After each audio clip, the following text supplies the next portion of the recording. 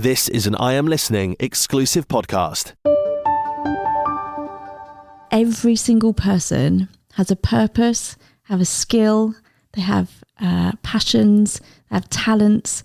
And what makes me really sad is that most people don't use them. But what makes me even sadder than that is that people don't know that they have them.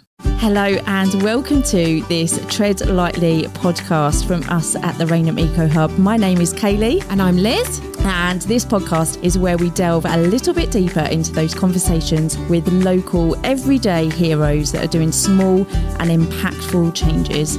We hope that you get as much out of this as me and Liz do, and that you also laugh just as much too. This conversation is all about community, and if you can't tell by the tone in my voice, I am absolutely delighted to be spending 30 minutes of my lunch break talking to Liz about something that I feel so passionately about. We look in particular to community organising, which is essentially bringing people together to take action around their common concerns and overcome social injustice. It absolutely gives me a fire in my tummy being able to have this conversation, and I feel utterly privileged to be able to share it with you. While listening to this podcast, if there's anything that sparks something in you or resonates with you, I would love to continue this conversation past this episode. So please do reach out and carry on the conversation. You can contact us via DM on our Instagram or Facebook pages. I'm going to tell you something that might shock you, or it may not actually. Go for it. Did you know that Barack Obama was a community organiser? What? Talk to me. I don't even quite know what is a community organiser. So I want to be shocked by that. But because I don't know what a community organiser is, I don't know whether that's surprising or not surprising. I love it when people ask me that question. Talk to me. What's a community organiser? So a community organiser, right? Now, if there's any people that are listening that are actually community organisers, do not shoot me down, because I think that community organisers are everywhere in our community. They just don't know that that's what they're doing. So community organisers are people that are able to gather people together. I wrote some stuff down actually, bringing people together to take action around their common concerns to overcome social injustice. So this isn't just an environmental piece then? This covers basically any sort of injustice that you would see in your community. So talk to me about Barack Obama. Do you know what his drive was? So he's got a book which I am going to go to the library and I'm going to see if I can read it, because I've not read it.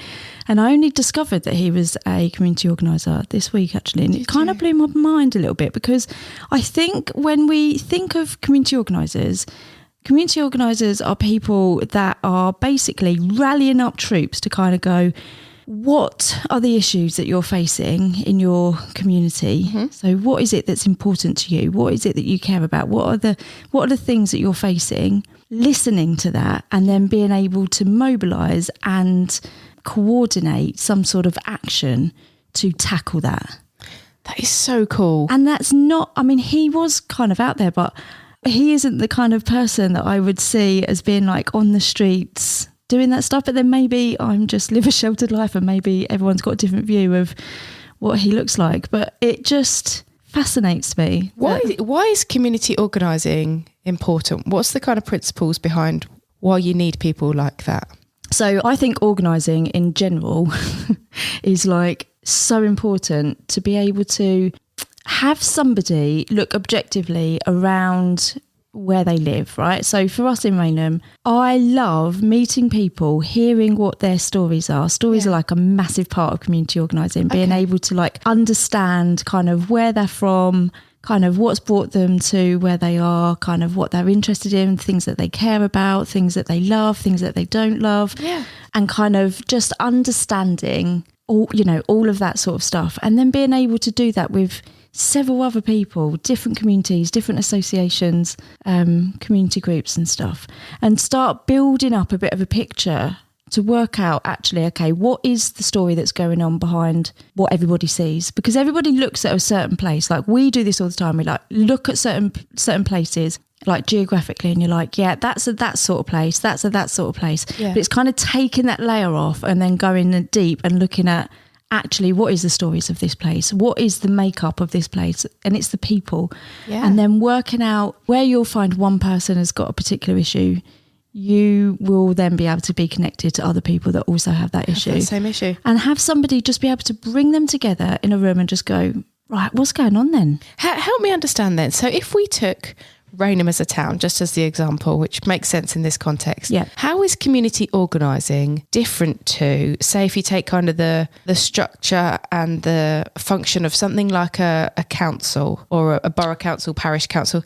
How is that not community organising? So that is such a good question. And there is a wonderful guy called Cormac Russell, and he does this thing around, I think he says something like, essentially services do not solve the answers. Like institutions are not set up to care for people. You talked about this before when you shared that when Men in Sheds got structured, Oh, right. people stopped coming. Do you remember telling me about that story? Because is that the same thing? it's a similar thing, because institutions, so if you look at our council, for an example, that council is set up for a very, very specific purpose. Look at our health service, set up for a very specific service. Look at our police, looking at our education. They're all set up to do a very, very particular thing. Okay. That thing is not... I'm not saying is they don't care for people, but they were not set up to care for people. They were there to deliver a service. So they I were guess there they're more to deliver a top down, function. aren't they? So can I flip this then and Go on say, then. would community organising then, instead of saying I am the police and I enforce the law, that instead you would go and look at the people who are committing crime, find out where that comes from,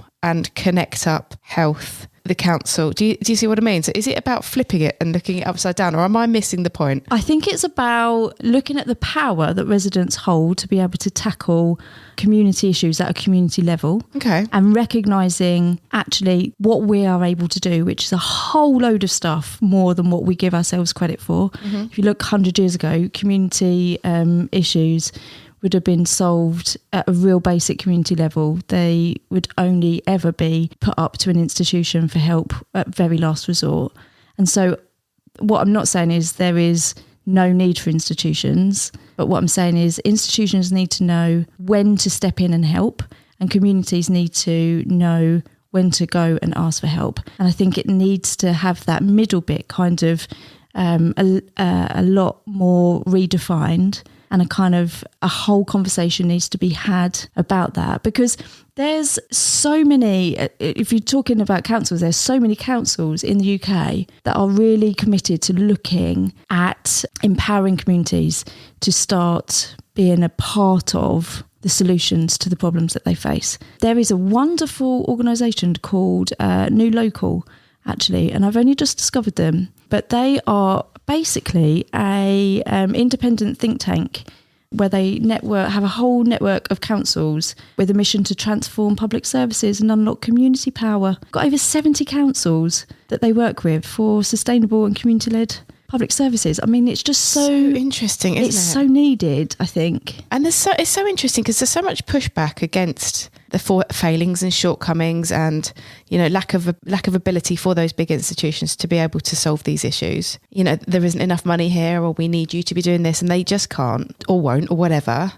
Imagine how empowering it would be if communities took the lead in this, and these organisations were the last resort. And that's where I think community organisers are just powerful and amazing, because they are able to have those relationships with people where they are then able to have those conversations. So, for example, like we've been speaking this week actually about people going out litter picking, and then people saying, "Oh, why are you going out and doing that? And that's the council's problem. They need to be doing that." And I think it's about challenging those comments, about challenging those sort of ideas that it's somebody else's problem, because I think we need to be connected with each other. Because when you're connected with each other, like me and you, right? I know the things that you care about. I know the things that make you tick. I know the things that are kind of really important to you. And that makes me care about you because I kind of understand those inner workings of you. Yeah. Well, imagine if you have look at any community group that people belong to, you would have people in that group that that little bit better, that if something was to happen to them or somebody was to do something or they was to be ill, you have that empathy and that care for that person to go and do something for them, to care for them, to look after them. Well, a healthcare provider can't do that. Do you know what I mean? They're kind of treating the problem at the end rather than coming and working out what's missing. And because they're not set up to do that, right? So it's kind of like it blows my mind. And I know, like, environmentally there are so many organisations now that are using community organising as a way to mobilise community to start taking like direct action, well, local issues, but feeding them into like national campaigns. Have you got any really good examples that you can share? Oh, and my life, I knew that you was going to say that. Oh, I do actually. Parents for Future, they are recruiting right now at the moment actually for a community organiser coordinator, because they've got community organising at the core of what they do. So they were like, what do they do? They are a worldwide organisation, but the UK version has got 25,000 people, parents, signed up for their cause, and they have got over 30 local Parent for Future groups set up we've got one in Kent, and are they an environmental group? Set up by a couple of mums. Well, they basically just fight for the injustice of the climate that we're basically facing, and they do a lot of direct action. And in fact, I think on Mother's Day weekend they had like a really nice Mother's Circle down in Canterbury, which was looked so beautiful when they put up the pictures. And I'd love to be able to connect with them and get down there and see some of the stuff that they're doing. But sometimes, I mean, that's just one example. Yeah, that's just one example of organising on a big scale, but also bring it down to a local. So they are the organisers, are they? Would they consider themselves to be the community organisers? Well, they are community organising, and then they have then fed that down into a local level where they've got community organisers on a local level. Yeah. And can you give us the context of community organising with the hub? Can you kind of help me understand kind of, if you were looking at the hub through a community organising lens, are there any kind of standout people or leaders, or are they even called leaders? See, I think leaders comes with like a certain, what's the word? Got a bit of a history, leaders, hasn't it? Yeah, and so I probably would steer clear of the word leaders, because I just think it kind of gives, top heavy kind of thing. And so you don't need leaders in community organising? Yes and no. Okay. So like if you just use the word leaders for now because it's just easier to use it, but sometimes like maybe not helpful, but everybody's equal, right? Because there isn't anybody that's bigger, better, worse. There isn't any difference. We're all just kind of there wanting the same thing. I think a really good example is Stuart Bourne. Mm-hmm.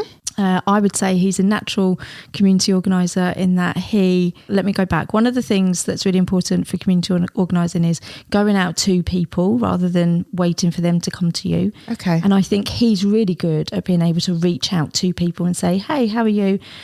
Kind of what's important to you, blah, blah, blah. Because he's kind of on PTAs, isn't he? Kind of running a friends group, involved with the Horticultural Association, the Allotment Association. Yeah, and he's kind of helps to kind of like then connect all of those dots between all of those people, which is just such a skill, I think, that is wonderful. And I wonder think if he recognises himself as a community organiser. Well, and this is the thing, and this is where I like come back to the beginning of that. I think communities are flooded with community organisers and community builders, which people doing the stuff I think we're flooded with, and we've just haven't got the language to be able to go, that's what it is, this is the thing. So I'd say Stuart Bourne is definitely a community organiser. I think Laura Barton is a natural community organiser. She helps run Green Drinks. You've got Alan Stockey, who has led the campaign for Red Route, Smoky Buses, wanting to get better air for our town. And actually that example of the Smoky Buses, there's an organisation called, have you heard of Citizens UK? Only because recently you've talked about Citizens UK, but tell me a bit more about them. So Citizens UK are, they use community organising to train essentially community organisers across the UK for free. Wow. Which is amazing. So that means it's accessible to anybody and it's online. And I am not academic, right? So I find it really difficult sometimes to learn, pick up stuff, keep stuff in my head. And they've made it a really, really accessible way, to the point where the course that I attended last year, which was around to win climate injustice, campaigns, the leader had her daughter, who was like 2, sat on her lap during the whole of the call, playing trains, like talking throughout the thing. And I say that in such a positive way because it was just beautiful to be able to go, do you know what? We're all in this like same boat. There is gone are the days of suit and ties and clearing your room out, and it's like, I'm just going to crack on. And there was over 120 people on that call across insane. The whole of the UK.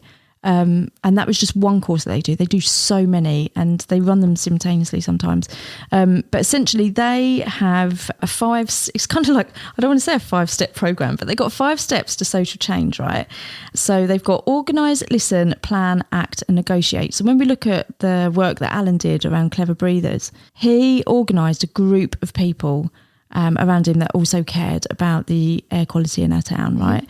He listened to not only local residents' views around what they wanted to see happen and what they cared about, but he also spoke to Medway Council and MASH and DEFRA, and he spoke to an Arriva, and he spoke to a whole load of people, and basically come up with a roadmap of like, this is how we're going to. And I guess where he did so well with that is, instead of just being outraged by an issue and said the council should be doing something about it, he went and spoke to the council, who said X, Y and Z is the reason why at the minute we can't. Yep. And I think by having all of that information, he became so much more effective in terms of looking at what the solution's going to be. Yeah. And then he come up with a plan. So he's got his roadmap, he come up with a plan. And then the next one is act, which is we shift the balance of power, which I find fascinating because here in this scenario, we had Arriva with a whole load of power because they hold the bus contract, and he was doing particular work around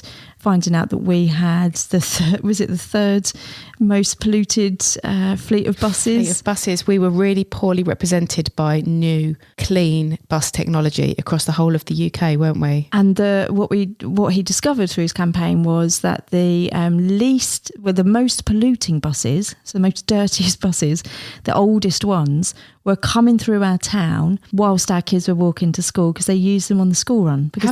I think have a little listen, if for anyone who doesn't know about this, to one of our previous podcasts where Alan explains in real detail about the kind of injustice of a bus contract and how insane is that you can get as specific as that if you get the right person interested. Mad, isn't it?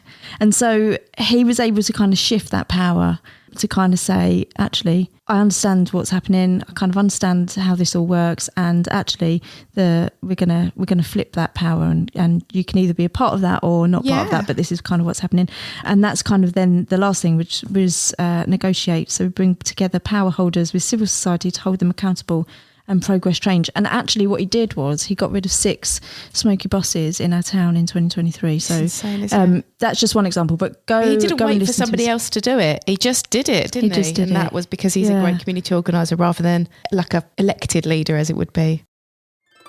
Do you want to live more sustainably, but you just don't know where to start?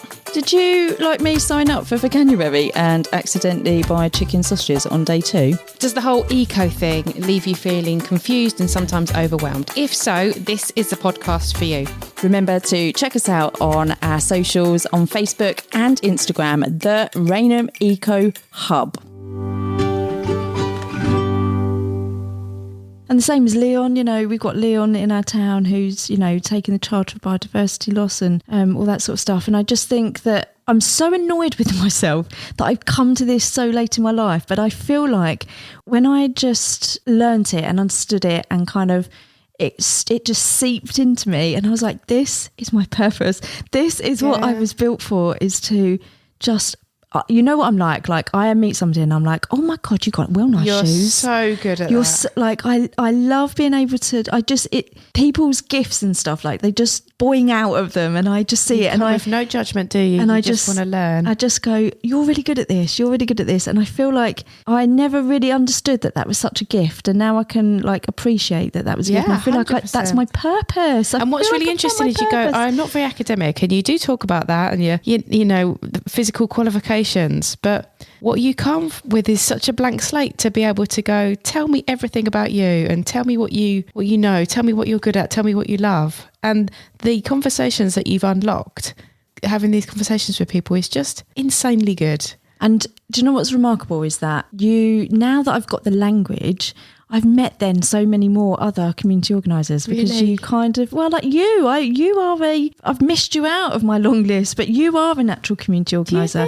Yeah, because you understand like the principles of power really, really well. And I think Do you think it's because I hate power? Do you think that's what it ultimately comes down to? Is like viewing power so differently? I think you need to reframe that. You don't hate power. You hate the injustice of the power systems that exploit it. And God, I think you're that's so different because power is, everybody holds power. I think it's when it's imbalanced, misused, and it's been abused over the years by certain... and imbalanced. Yeah. And actually, I think community organising is a kind of about bringing that balance back and saying, you know, we institutions and citizens, we all have power and we all have the ability to be able to make change, but actually it's about working together rather than being separated and just knowing who's needed at what time. It's so interesting, isn't it? I did a course last week on permaculture, and hopefully we can talk about permaculture in the next couple of weeks. I so want to sit down and do this with you, which is so nerdy but so amazing. But this lady, she who ran the course, she contracted Lyme's disease. Lyme's disease, Lyme's disease, is that right? From a tick. And she was so poorly for 2 years she couldn't get out of bed, and for 6 months of that she couldn't even open her eyes for any length of time. Her body was just forcing her to rest, and yet she was so passionate about the environment that all she had was kind of the telly or the radio on in the background to kind of keep her entertained, and she felt so powerless from her bed. And so she set up this, she communicated it with people, they were able to write it down, but she even did kind of Zoom calls and Teams calls with her eyes shut from her bed, like while she was recovering, and just talking to people about permaculture, you know, which is a big concept if you want to kind of go out there and plant trees and food forests and all this kind of stuff. But she was and her whole course is around people who've got limited mobility, people who are bedbound, people who are really struggling with long-term health conditions. And she is an absolute expert in that area. A modern day Frida Kahlo. She's amazing. And she would talk about how if somebody's going to bring you some gifts, ask them not to bring you flowers, but instead to buy you a pot of herbs. So you can get the smell of the herbs while you're resting. And also that's just one thing that you can take off your shopping list. That means you don't have to invest in, you know, the big business. Suddenly you don't have herbs on your shopping list. You have tick one box off society. I've got basil growing on my windowsill in the kitchen. And I literally looked at that this week and I thought, that's a revolution. One tiny win that is, that you will not need to buy basil. And that was where she came from, with her eyes closed from her bed. In terms of community organising, she gets it now, but at the time she didn't realise that she was advocating and being community organiser for people who couldn't get out of bed. And I'm like, what an absolute genius. And she said she called it structured daydreaming, that she would take time out of her day to think about the things that people who are literally, she was immobilised. What can I do? And she's come up with a whole course. And now she's well, she walks with a stick. You know, she's still not totally better. She's very tired a lot of the time. But she's talking for that community, and that community that can sometimes only log in from bed. And so on her course, she was like, hope you're comfortable, hope you got your pillows, have you got a pad and pen? Because sometimes I don't remember stuff very well. So she repeated stuff. She encouraged people to write it down if they could. Just thought through that lens. And I was like, you're amazing, because you're advocating for a community that can't physically meet. But she was insane. So can you see, just as that as an example, how that story, I've never met this woman, I didn't do the course, I'm just hearing it through you. And I'm hearing the emotion through you, through somebody else that you've only met on a Zoom call, how in awe you are of that. Yeah. And how that power of that story is just, it radiates out. Like, she took a bit of control within that control that she's got that says, please do not buy me flowers. She's got these beautiful pots like that. Now she means that she doesn't buy herbs. So she got and maybe like the scale of what she wants to do will grow as she gets better. But in that where's meantime, she based? She was based in the New Forest. She was an amazing lady and a good advocate for permaculture, the environment, caring about the environment, but through a really unique lens, which I thought was really special. So in the next couple of weeks, you and me are going to be doing exactly this, what you've done to me today. Grill me. Grill you. I'm going to grill you on permaculture. Yeah, and not because I'm an expert in any means about permaculture. No. I just find it fascinating, and I think these kind of conversations where you don't have all the answers are really helpful still, like it is with community organising, to then go, we're not quite there yet, but that's okay, and like exploring. I don't think anyone is ever quite there yet, and I think that's what I'm learning to sit with. That introduce me to anybody who is there. I wonder if the people that believe that they're there, historically, I'm not talking about now, would be the people who predominantly held the power. Because you hold power once you go, yep, I know what this is now, listen to me. That's a very powerful position to be in, isn't it? And if you take that power element away from it and just go, what do you know? Oh, you know a bit about that. Oh, what about this? Oh, I don't know. Suddenly that power shift comes from having an expert and then everyone else listening to that expert to actually everyone being part of that conversation. I think there's a difference between being really confident in what you know. Like, I feel quite confident having this conversation. Like, I feel quite excited to have this conversation, like confident to do it.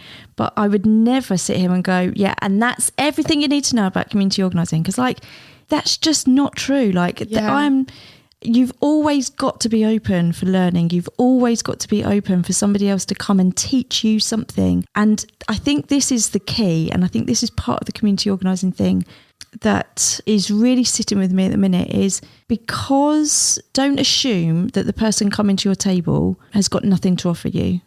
So, like, there's often been times where we've witnessed or we've had conversations with people and they're like, yeah. Because they feel like what you bring hasn't got anything to add to what they're doing. We've had it done to us, do you mean? Yeah, well, yeah, absolutely. Like, I think most people have probably had that done to us where, you know, you're kind of in a conversation and the person's looking at you like, yeah, you've just got nothing to teach me. And I think that's more telling of them rather than it is of you. And I feel like everybody, that lady is a prime example where she's sharing this message with her community, that everybody's got a story, everybody has got something to bring, and everybody is able to use it in such unique and creative and wonderful ways. And I think it's just about having somebody that's bold enough to sit down and go, tell me it all. And also, I think that change of society where it stops being that we wait for the expert or the power or this one person that's going to kind of either give us permission or, I don't know, welcome us in until we're at that invited where we don't have a conversation. I was talking about you the other day. I attended a course around writing and there was a discussion around whether if there was spelling errors in a CV, whether that person would be invited to interview. And there was a bit of a split across the room, but there was still a perception that spelling errors in a CV meant that the CV would be good for nothing and they would discard it and not invite that person to interview. And you were in my mind with that because you say you're not academic and, you know, don't have all those qualifications. But can you imagine when we get to the stage where those kind of judgments and those kind of historical views about what people have got to offer are just put in the bin, and actually it's not about how things always were and if you can spell then you can do this, because it just isn't that, is it? I think that's a really interesting... I'm not saying you can't spell, by the way, that's not what No, I can't spell. I can't spell though. I absolutely can't spell, and there are loads of things academically that I cannot do, and I think it's a really good thing to bring up, and it's a really good thing to open up as a conversation, because I think that there are more organisations now that are being a lot more open to the fact that some people might have dyslexia. Some people, do you know what I mean? Like there'll be a whole host of reasons as to maybe why something appears one way and is actually another. But what you miss out by not engaging with those people that don't tick it's huge, yeah, because exactly that. But I think there are people that are doing it and they're doing it really, really well.